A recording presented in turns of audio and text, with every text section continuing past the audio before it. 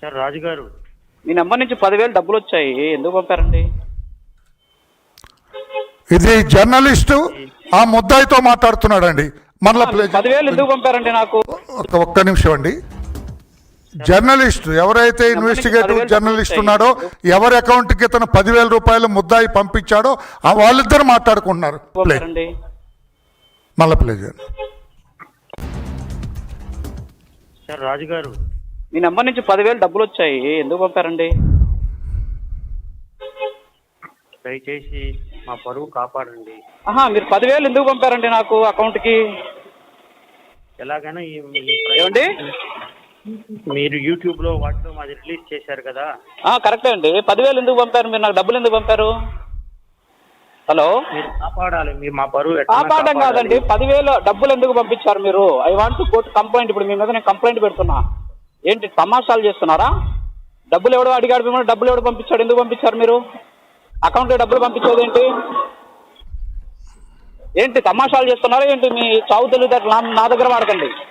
I lodge a complaint against you. Okay, ఎందుకు పంపిస్తారు డబ్బులు అకౌంట్కి? ఎవరు ఎందుకు పంపిస్తారండి మీరు డబ్బులు? ఎవరు అసలు మీరు? సార్ మేము మమ్మల్ని కాపాడమని అంటున్నాం. ఓకే అండి, కాపాడాలి అంటే మీరు వచ్చి మాట్లాడండి, వాయిస్ ఇవ్వండి, మీ సమస్య చెప్పండి. డబ్బులు ఎందుకు పంపిస్తారు నా అకౌంట్కి మీరు? 10,000 చూపిస్తా, ఇప్పుడు లైవ్ లో మొత్తం చూపిస్తా, మీ బండారం అంతా బయట పెడతాను. ఏంటి తమాషాలు ఇస్తున్నారా? 10,000 మీరేంది నాకు డబ్బులు పంపించారు అసలు? Who are you? సార్ ఈ సమస్య నుంచి మమ్మల్ని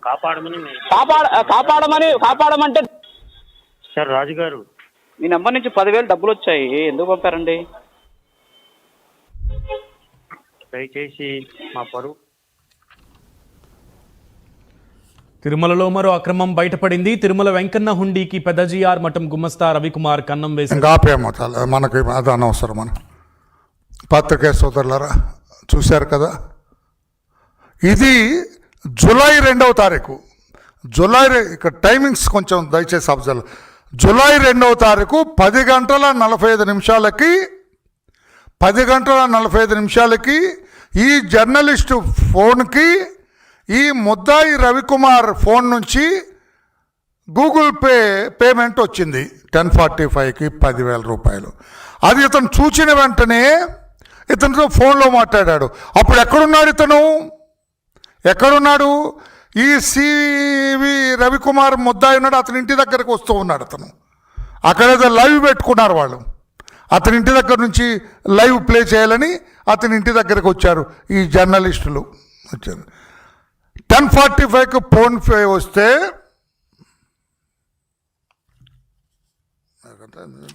ఈ టైమింగ్స్ 10:35కి ఫోన్లో ఇది వస్తే 10:40 ఎఫ్ఐఆర్ 10:35 నిమిషాలకి ఫోన్ పేమెంట్ వస్తే, దయచేసి వినాలి సార్, ఇక్కడ పబ్లిక్ కూడా వినాలా. ఎంత ప్రాధాన్యత కలిగిన వ్యక్తి ఈ దొంగ రవికుమార్, ఎంత ప్రాధాన్యత కలిగిన వ్యక్తి. 10:35కి ఫోన్లో డబ్బు పంపించాడు 10,000. 10:40కి పోలీసులు Tirumala 2 town police station crime number 90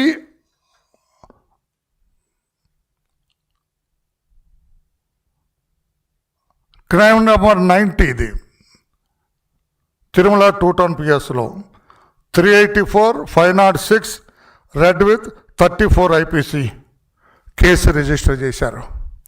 ఎప్పుడు చేశారు? I received the above complaint at 10:40 hours. 10:35కేమో ఫోన్లో డబ్బులు వేశారు. డబ్బులు వేస్తే ఆ దొంగ రవికుమార్ భార్య ఆమె పోలీస్ స్టేషన్కి వచ్చింది, తిరుమల 2 టౌన్ పోలీస్ స్టేషన్కి వచ్చి కంప్లైంట్ ఇచ్చింది. అది వెంటనే, అంటే 5 minutes గ్యాప్ డబ్బులు వేయటానికి ఇక్కడ ఎఫ్ఐఆర్ ఇష్యూ. అందుకేనంటే ఇది ఒక కాన్స్పిరసీ, ముందే ప్రీ ప్లాన్డ్. ఇది ఒక కంప్లైంట్ అకౌంట్లో డబ్బులు వేయండి, వాడికి ఎఫ్ఐఆర్ ఇక్కడ రిజిస్టర్ చేస్తాను, వాడిని అరెస్ట్ చేస్తాను, వాడు నోరు మూపిస్తాను. అక్కడ ఉన్న పోలీసు పెద్దలు ఈ దొంగ పరకామణి కేసులో ఇరుక్కోబోతున్న యాక్షన్కి గురి కాబోతున్న పెద్దలు కుట్ర పన్నారు. లేకపోతే 5 మినిట్స్లో ఇంకా చెబుతాను. ఎఫ్ఐఆర్ ఇన్స్పెక్టర్ ఏం రాశాడు? I received the above complaint at 10:40 AM on 2/7/2023. I registered the above as a case in crime number 90/23 under section 384 extortion, బలవంతంగా డబ్బులు వసూలు చేయటం, 506 IPC రెడ్ విత్ 34 అని చెప్పి ఎఫ్ఐఆర్ రిజిస్టర్ చేశారు. ఈ ఎఫ్ఐఆర్లో అతని భార్య ఇచ్చింది.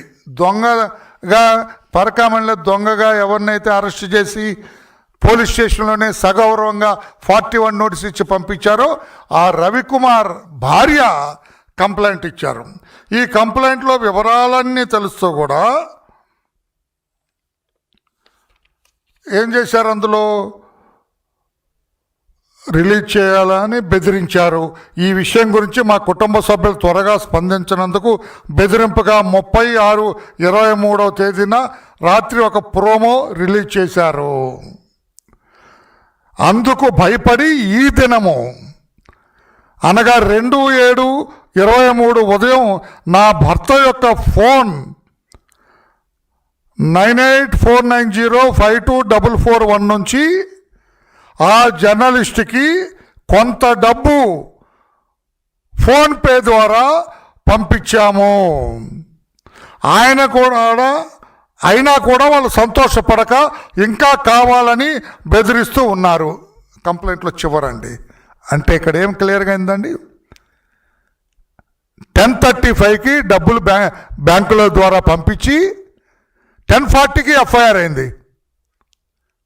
అంటే డబ్బులు వీళ్ళకి పంపించాలని, అది వెంటనే ఈమె కంప్లైంట్ ఇవ్వాలి, ఎఫ్ఐఆర్ రిజిస్టర్ చేసిన వెంటనే 11 o'clockకే ఆ సిఐ గారు, తిరుమల 2 టౌన్ పోలీస్ సిఐ గారు ఆగమేఘాల మీద ముద్దాయిల కోసం వెళ్ళాడు. అంటే ఈ జర్నలిస్టులు ఎక్కడున్నారు?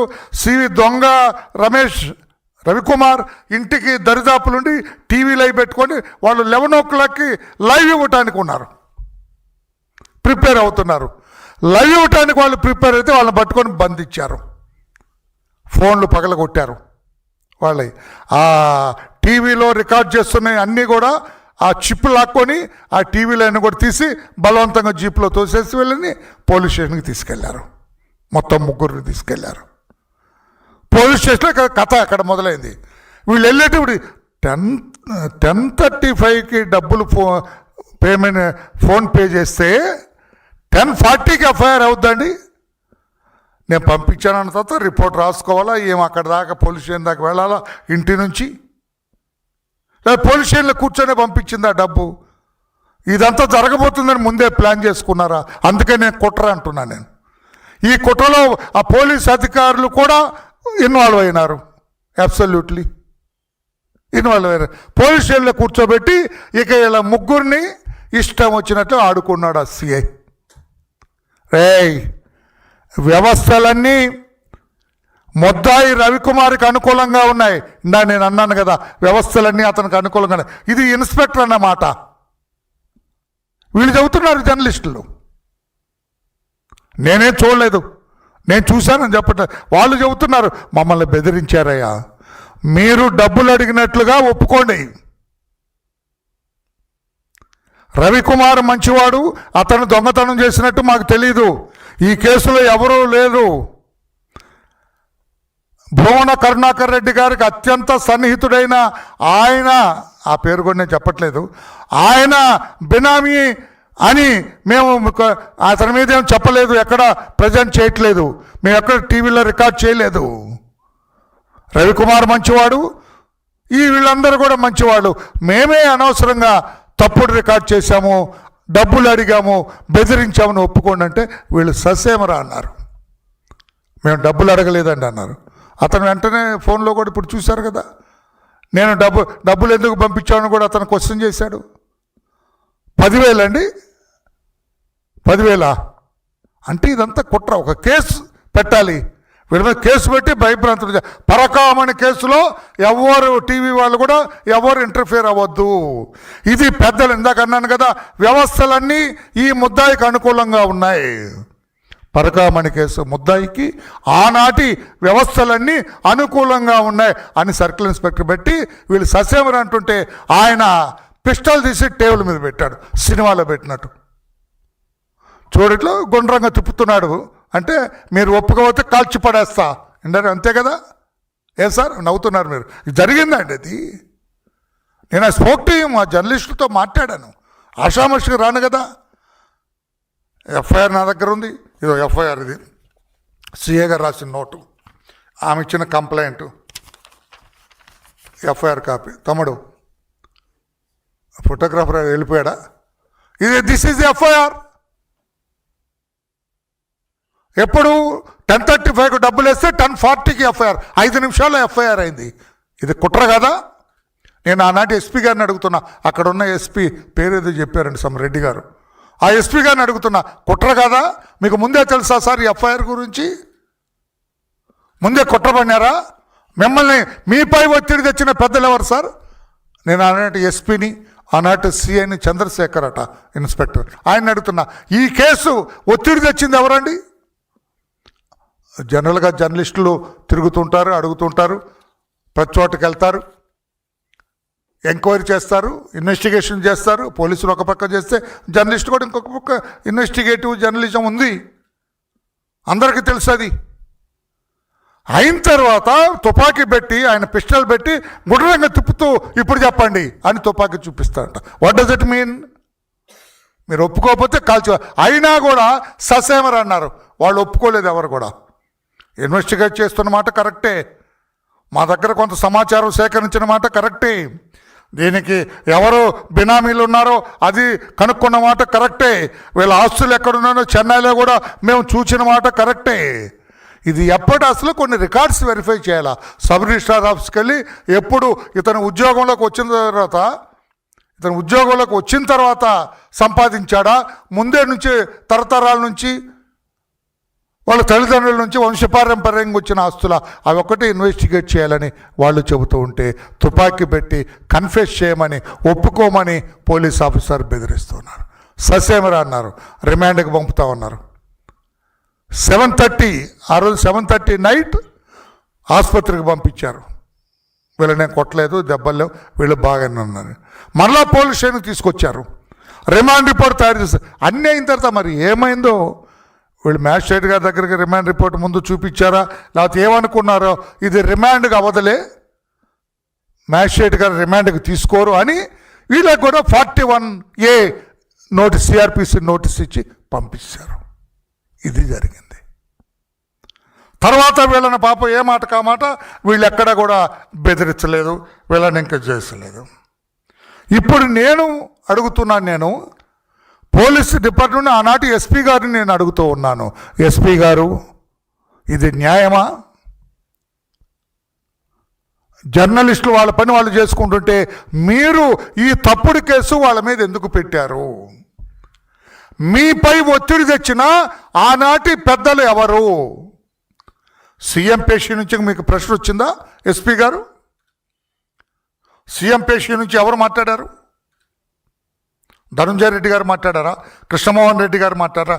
ఎవరు? జగన్ గారు డైరెక్ట్గా మాట్లాడారంటారని నేను అనుకోవట్లేదు. మరి ఎవరు మాట్లాడారు? ఎవరి ద్వారా మీకు ప్రశ్న వచ్చింది ఇటువంటి తప్పుడు కేసు చేయటానికి? ఎందుకు ఆ సిఐ తుపాకీ పెట్టి బెదిరించారు? వీటి గురించి ఒప్పుకోమని చెప్పి ఎందుకు బెదిరించారు? ఆ ఇన్వెస్టిగేషన్లో కూడా ఎందుకు తప్పులు రాశారు అంతా కూడా సమాధానం చెబుతారా? లేకుంటే మీకు లోకల్గా ఉన్న ఆనాటి పెద్ద మనిషి, ఈ తిరుపతి టీటీడీకి బాగా సంబంధం ఉన్న పెద్ద మనిషి ఏమైనా ఒత్తిడి తెచ్చారా? ఎందుకు ఇట్లా చేశారు? జర్నలిస్టులని వాళ్ళ పని వాళ్ళు చేయకుండా వాళ్ళ కెమెరాలు పగలగొట్టి, సెల్ ఫోన్లు పగలగొట్టి పోలీస్ స్టేషన్కి తీసుకొచ్చి వాళ్ళు తుపాకీతో బెదిరించి ఎందుకు కన్ఫెస్ చేయించాలని వాళ్ళతోటి మీరు ఒత్తిడి తెచ్చారో చెప్పగలరా? ఎలా? నాకు అర్థం కాని విషయం, 10:35కి ఫోన్ పే చేస్తే 10:40కి 5 నిమిషాల్లోనే ఎఫ్ఐఆర్ ఏంటి సార్? మీ పోలీస్ స్టేషన్ నుంచి చేశారా డబ్బులు? మీరు దగ్గరుండి డైరెక్ట్ చేశారా? ఎందుకు ఈ పరకామణి కేసులో ముద్దాయికి ఇంత ప్రాధాన్యత ఏంటి నేను అడుగుతున్నాను. అదే మామూలు నేను కొంతకాలం పోలీసులోనే నాకు పరిచయం ఉంది. ముద్దాయి తరఫున పోలీసులు యాక్ట్ చేయరండి. రే నువ్వు పరకామణిలో డబ్బు కొట్టేసి నువ్వు మళ్ళీ కథలు చెబుతావా? ప్రెస్ వాళ్ళు ఏదో అడిగితే నువ్వు వచ్చి కథలు చెబుతాను వాడినే తిడతారు పోలీసులు. కానీ ముద్దాయి తరఫున ఎంత గొప్పగా యాక్ట్ చేసిన పోలీసుల్ని ఏమనాలి? మీ మీద ఒత్తిడి తెచ్చింది ఎవరు? మీరు స్వయంగా చేసి ఉండరు, నాకు తెలుసు. మీరు స్వయంగా చేసి ఉండరు. మరి ఎవరు మీతో ఈ కథ నడిపించింది? ఎవరు చెప్పగలరా? ఎవరు నడిపించారో చెప్పగలరా? ఈ అరెస్టుకు కథ అల్లింది ఎవరు? ఈ కథలో మీ భాగం ఎంత? ఆనాటి ఎస్పీ గారా లేకపోతే డిఎస్పీ గారా, సిఐ గారు చంద్రశేఖర్ గారు ఆయన మొత్తం భుజానేసుకొని ఈ కథ మొత్తం నడిపించారా? ఎవరు సార్? ఎందుకు సార్ వ్యవస్థలన్నీ ముద్దాయి అంటే ఎందుకున్నాయి సార్? ఈజ్ ఈ సచ్ ఏ గ్రేట్ మ్యాన్? పరకామణిలో దొంగతనం చేసిన రవికుమార్ అంత గొప్ప వ్యక్తి? నాకు అర్థం కాలేదు సార్. అంత గొప్ప వ్యక్తి ఎందుకు మీ సిఐ వ్యవస్థలన్నీ అతనికి అనుకూలంగా ఉన్నాయంటే? వ్యవస్థలు అంటే పోలీస్, రెవెన్యూ, గవర్నమెంట్, ఇవేగా వ్యవస్థలు అంటే. ప్రభుత్వం, ఆనాటి ప్రభుత్వం ముద్దాయికి అండగా ఉంది. అదే కదా మేము చెబుతున్నాం. ఇది క్లియర్గా ప్రూవ్ అయింది కదా, కేసుతో సహా ప్రూవ్ అయింది కదా, ఎఫ్ఐఆర్ కూడా ఉంది కదా. మరి మీరు ఎఫ్ఐఆర్లో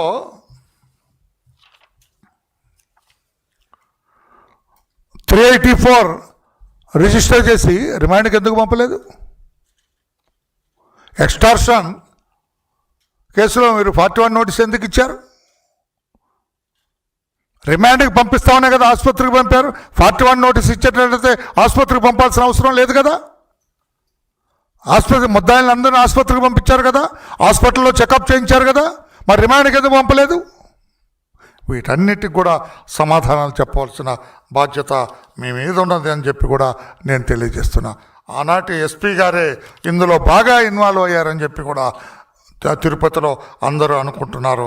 దానికి సమాధానం చెప్పవలసిన బాధ్యత మీ మీద ఉందని చెప్పి కూడా నేను తెలియజేస్తున్నా. నేను ఇందులో రిక్వెస్ట్ చేస్తున్నాను. నేను ఇప్పుడు వ్యవస్థలన్నీ ఒకటైపోయాయి. ఇక నువ్వేం చేస్తావు? ఎందుకు అనవసరంగా దీన్ని ఇష్యూ చేస్తావు? నీ మీద పీడీ యాక్ట్ పెట్టమని ఎస్పీ గారు నాకు ఆదేశించారు. మర్యాదగా వారిని బెదిరించినట్టు ఒప్పుకో, లేదంటే ఎన్కౌంటర్ చేస్తా. ఇది సిఐ గారు మాట్లాడింది జర్నలిస్ట్ తోటి. ఐ రిపీట్, వ్యవస్థలన్నీ ఒక్కటైపోయాయి. ఎవరికి? ముద్దాయికి అనుకూలంగా. ముద్దాయి ఎవరు? పరకామణిలో కొట్టేసినవాడు. ఇక నువ్వేం చేస్తావు? ఎందుకు అనవసరంగా దీన్ని ఇష్యూ చేస్తావు? నీ మీద పీడీ యాక్ట్ పెట్టమని ఎస్పీ ఆదేశించారు. మర్యాదగా వాడిని బెదిరించినట్టు ఒప్పుకో, లేదంటే ఎన్కౌంటర్ చేస్తా అని సిఐ చంద్రశేఖర్ తన గన్ టేబుల్పై పెట్టి మమ్మల్ని బెదిరించారు. ఏంటి సార్ ఇది? పోలీస్ వ్యవస్థ ఏంటి సార్ ఇది? దీనికి నేను అంత ప్రాధాన్యత కలిగిన వ్యక్తి. వ్యవస్థలన్నీ రవికుమార్కి అనుకూలంగా ఎందుకు ఉన్నాయి? భూమన కరుణాకర్ రెడ్డి గారు మీరు చెప్పగలరా సమాధానం? ఎందుకు వ్యవస్థలన్నీ పరకామణి కేసులో ముద్దాయి రవికుమార్కి అనుకూలంగా ఉన్నాయి? ఎందుకు జర్నలిస్టు మీద ఈ కుట్ర పన్నారు? మీరు జర్నలిస్టు మీద ఎందుకు ఈ కేసు పెట్టారు? వీటన్నిటినీ చూస్తే ఏదో పెద్ద కేసు ఈ పరకామణి దొంగతనం. జగన్మోహన్ రెడ్డి గారు అన్నట్లుగా చిన్న కేసు ఏమాత్రం కాదు. వీళ్ళు అగ్రీ విత్ మీ? భువన కరుణాకర్ రెడ్డి గారు ఒప్పుకుంటారా? జగన్మోహన్ రెడ్డి గారు అన్నట్లుగా పరకామణి దొంగతనం చిన్న కేసు కాదు, చాలా పెద్ద case.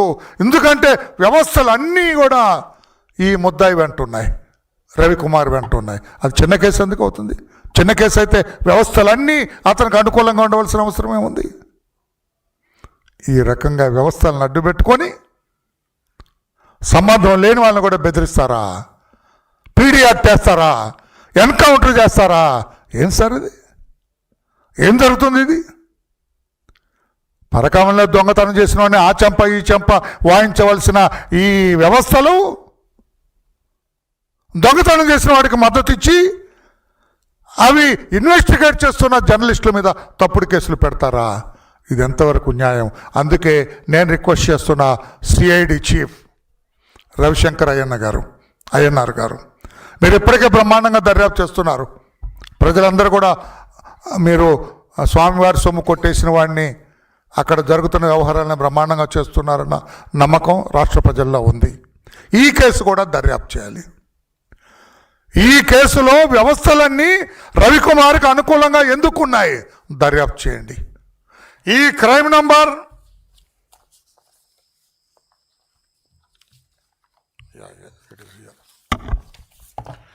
Crime number 90/2023 Tirumala 2 town police station. ఈ ఎఫ్ఐఆర్ ఏంటి? ఆ జర్నలిస్టులను పోలీస్ స్టేషన్కి తీసుకెళ్ళి ఎన్కౌంటర్ చేస్తామంటాం, పీడీ యాక్ట్ పెడతాం అంటాం ఏంటి? ఎవరు ఉండి నడిపించారు దీని వెనక? తిరుపతిలో ఉన్న పెద్దలా, తాడేపల్లి పెద్దలా, లేకుంటే అక్కడ పోలీస్ అధికారి ఆనాటి ఎస్పీ అతనేనా, లేకుంటే సిఐ? ఇది కూడా దర్యాప్తులో భాగంగా మీరు దర్యాప్తు చేసి, ఇది చిన్న కేసు, జగన్మోహన్ రెడ్డి గారు ఏదో చిన్న కేసు అన్నారని మీరు దయచేసి ఇది చిన్న కేసుగా భావించొద్దు సార్. ఇది చాలా పెద్ద కేసు. ఇది వ్యవస్థలన్నీ ఆ ముద్దాయి వెనక తోడుగా ఉన్నాయి, నీడగా ఉన్నాయి, అండగా ఉన్నాయంటే ఎందుకు చిన్న కేసు అవుతుంది సార్? అది జగన్మోహన్ రెడ్డి గారిది చిన్న కేసు అంటంలో కూడా, నేను మాజీ ముఖ్యమంత్రిని, 5 సంవత్సరాలు ఈ రాష్ట్రానికి ముఖ్యమంత్రిగా పనిచేసిన వాడిని, ఒక రాజకీయ పార్టీకి అధ్యక్షుడిగా ఉన్న నేను కూడా ఈ ముద్దాయికి మద్దతు పలుకుతున్నానని చెప్పాడు. ఆయన చెప్పకనే చెప్పాడు ఇది చిన్న కేసు అంటం వల్ల. ఎంతమంది మనోభావాలు దెబ్బతీశారండి జగన్మోహన్ రెడ్డి గారు. ఇక నేను లోతుకు పోదలుచుకోలేదు. ఎందుకంటే జగన్మోహన్ రెడ్డి గారు బయట బజార్ను పడతాడు, నేను కొంచెం లోతుకు వెళ్తాను అందులోకి. ఇది చిన్న కేసు ఎందుకన్నావు నేను కొంచెం గట్టిగా వెళ్తే జగన్మోహన్ రెడ్డి గారు తలదించుకుంటారు ఈ కేసులో. ప్రపంచవ్యాప్తంగా హైందవులందరూ కూడా ఆరాధించే దేవుడి హుండీలో ఒక ఒక ముద్దాయి దొంగతనం చేస్తే అది చిన్న కేసు అండి. అంటే ఆ దేవుడి గొప్పతనం తెలీదా మీకు? ఆ దేవుడి ప్రాధాన్యత మీకు తెలీదా? శ్రీ వెంకటేశ్వర స్వామి గారి ఔన్నత్యం, ఆ కొండ మీద వెలిసిన విధానం మీకు తెలీదా? మీకు ఆట్టే తెలియకపోతే తెలుసుకోవాలి. ఒక మతం మనోభావాలు దెబ్బతినేటట్టు మాట్లాడకూడదు జగన్మోహన్ రెడ్డి గారు. ఇక అంతకంటే నేను లోతుకు వెళ్ళను. లోతుకు వెళ్తే చాలా దూరం పోతుంది. ఇది నవ్వుకదా, నిజమది. నేను కొంచెం లోతుకు నొక్కితే చాలా దూరం పోతుంది జగన్మోహన్ రెడ్డి గారి వ్యాఖ్య, ఆ కామెంట్. చిన్న కేసు. ఎందుకు చిన్న కేసు అండి? ఎందుకు చిన్న కేసు అంటే $9 కాదు, జగన్మోహన్ రెడ్డి గారు $900 దొరికాడు. $9 72,000 అంటాడు. ఏంటో నాకు అర్థం కాదు జగన్మోహన్ రెడ్డి గారు. సరే అట్టే ఆ విషయంలో నేను మిమ్మల్ని ఏమి ప్రశ్నించను. జగన్మోహన్ రెడ్డి గారు అన్నదాన్ని బట్టి కూడా ఆ ముద్దాయి రవికుమార్ అత్యంత ప్రాధాన్యత కలిగిన వ్యక్తి. వ్యవస్థలన్నీ అతని వెనక ఆ రోజు ఉన్నాయి కనుక ఆ లైన్లో కూడా దర్యాప్తు చేయాలని చెప్పి తెలియజేస్తూ, జగన్మోహన్ రెడ్డి గారు ఇక నుండి స్వామివారి విషయంలో, ఈ మతం అనేది చాలా సెన్సిటివ్ ఇష్యూ. జగన్మోహన్ రెడ్డి గారు ఒక మతస్థుడు ఇంకొక మతం గురించి మాట్లాడేటప్పుడు చాలా హైలీ జాగ్రత్తతోటి కామెంట్ చేయాలా, మాట్లాడాలా. చిన్న కేసు అని అనటం ద్వారా నేను కొంచెం గట్టిగా నొక్కితే చాలా ప్రమాదకరమైన ఇష్యూ అది. మీ కామెంట్ అది చిన్న మాట అన్నందుకు నన్ను అడిగితే అసలు క్షమాపణే చెప్పాలి మీరు. కానీ ఇప్పుడు అడగను నేను, దానికి ఇంకా టైం ఉంది. Thank you everybody. అయ్యన్నార్ గారు నా రిక్వెస్ట్ గుర్తించండి. ఈ 90/2023 of Tirumala 2 town police station దీని మీద కూడా దర్యాప్తు చేయాలని విజ్ఞప్తి చేస్తున్నా. నమస్కారం, అందరికీ నమస్కారం. Any question on this? You are at liberty to ask me, please. Any question? Thank you.